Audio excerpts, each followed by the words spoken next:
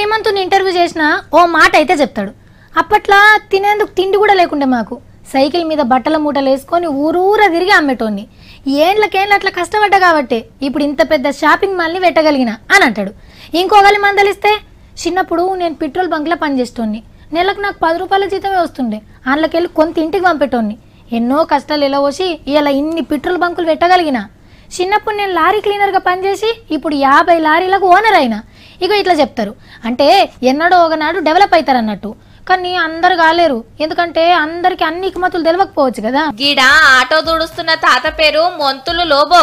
కర్ణాటక రాష్ట్రం మంగళూరులో first auto driver. Auto gear పట్టిన కాంచేలి మళ్ళా ఏరే పనే చేయలేదు ఇప్పటి వరకు. తాతకు 80 ఏండ్లు దాటినా ఇప్పటికీ ఆటో నడుపుతుండు.